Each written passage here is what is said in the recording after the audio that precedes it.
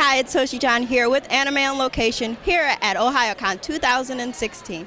I'm here with David Matranga. That's right. And so it's been a while since we last had you on the show. It was last year at Ohayocon 2015. So how you been since then? I've been great. You know, it's great to be back. I love this con. It's a great con. The people are great. The staff is great. The venue's great. So I was excited to be invited back. But I've been well. Things have been good. It's funny that, you know, a year goes by so quickly, but it also feels like it's been such a long time since I've been back here. So yeah, I'm continuing to work, you know, on stage and on camera and in anime. So it's good stuff. Cool. So as you said, you worked on stage and you just got done with Coffin of Egypt. So how was it working on that? That was a really unique experience. Mostly because it's an opera. It's a one-woman opera. One of the most beloved and amazing opera stars, Frederica von Stade, came out of retirement to do this opera, and it was based on a play, so they hired two actors to do these scenes with her, these flashback scenes. And it's been an amazing experience. We started in Houston, and it went to Los Angeles, and then Philadelphia, Chicago, and we're actually in February going to be in New York City at Lincoln Center doing a concert performance of it. So the character in that is great, and it was a ton of fun to work on. It's a blessing, really. Great. So you said an audition is also a part of the play. So how do you see people today, and how do your fans react to that? That the audience is more part of the audience is definitely a character in the play. You know, when you're doing a live performance, you have a relationship with the audience that you can feel. It's tangible. And really, you know, I think what being an actor allows me to do and how I can relate better to human beings is, and other people is, you know, you as an actor, you try to get into the mind of characters and what they think, what they feel, how they've been affected. And so that allows me to just be a little bit more open towards people in general and understand that they have a story that I may not know about and they've been affected in different ways. But, you know, it's all about the fans and it's all about the audience and the viewers. You know, there's no reason to do what we do if you're not impacting somebody, you know, with that story. Appleseed universe and filmed and shows. So how was it working a part of something so huge in the anime industry? You know, it's funny because I mean, Appleseed is amazing. It's one of the first characters that I truly kind of fell in love with. I mean, well, that's not completely true. There are at least 4 before that, but I just really have a connection to Briarios, the main character in that. And it's great to have been a part of that universe for a while now. I started in Appleseed Ex Machina, and I really grew to love the character, and it was a very collaborative experience. We created that all together, and then I got to go back and do the first Appleseed, and the newest one that's out is Appleseed Alpha. I also did the Appleseed series.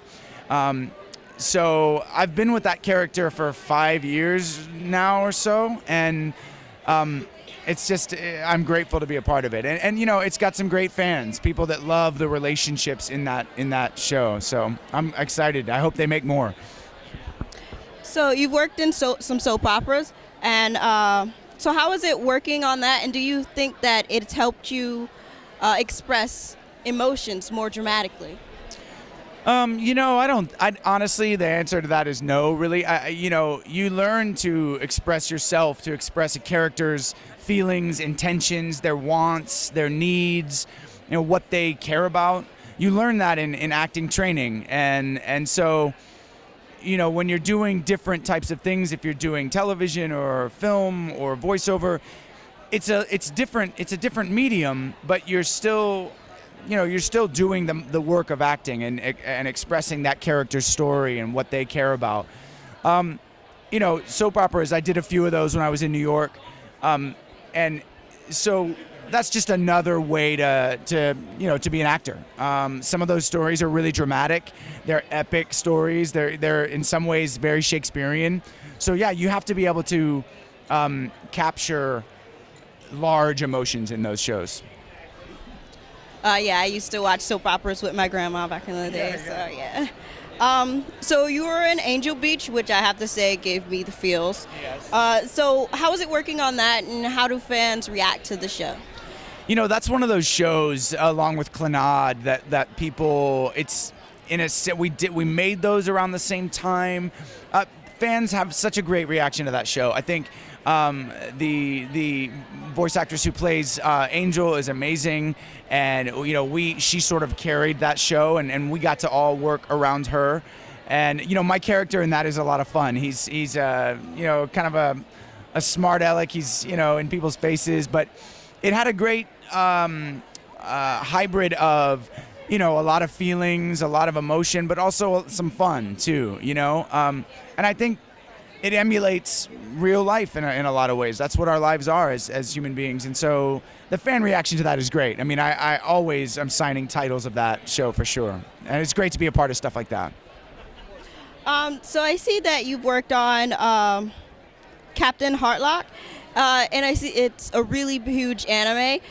So how is it working on that? You know, you always feel a pressure when you get a role like that where it is kind of a staple of anime. You know, Harlock there's been so many different incarnations of that, television series, feature films, things like that. And this was a new incarnation of it, all CGI animated, really beautiful animation. And so you kind of feel, you know, a pressure to maintain the story and uphold the story and make sure the character is, you know, you put your own take on it, but it's still within the realm of the character and what fans want. You know, there's nothing cooler than a space pirate. I mean, that's just awesome. So there's that pressure, but there's also the anticipation of being a part of something that's been around for a while and that you can kind of put your stamp on and be a part of. So it's a little bit of both things. It's exciting, but also you feel the pressure of wanting to make sure you do a good job. So is there any upcoming projects that your fans should know about? Well, I was in the Ghost in the Shell Arise movie that just came out, or the new movie that just came out this past November. So I'd love for people to check that out. Also, you know, Attack on Titan is still rolling along. We just are doing. There's some broadcast dubs that have come out. It's on the Funimation channel. You can find it other places as well. So I'd love for people to check that out. I love that because my character in Attack on Titan in the first season didn't have a ton to say yet. You know, hopefully he will in season 2. But there's some great backstory and just a lot of fun with Attack on Titan Junior High. And then, you know, they just premiered Brothers Conflict here at Ohayocon, which I have a role in that, and it's a great cast of actors. So those are some things that I'd love people to check out. And is there any ways your fans could keep up with you online? Yeah, the best way, honestly, is, you know, I have fans come up to me, asking for friend requests on Facebook, and I don't really do that. I have a Facebook actor page. It's David Matranga Actor, and if you like that, it'll populate in your feed. I post a lot on that. The main way that I do a lot is my Twitter page, which is @DavidMatranga1. And there's also a new fan group on Facebook called David Matranga's Wolfmans or Wolfmen, based on wolf children, but we talk about everything there. That's the newest way, and I'm really digging that. It's a way to talk to fans on a daily basis. So I would love for people to check out my Twitter page and also that fan page, David Matranga Wolfman. So thank you so much for being on our show. Yeah. It was nice to meet you. Nice to meet you as well. And you heard it here at Ohayocon 2016. Peace.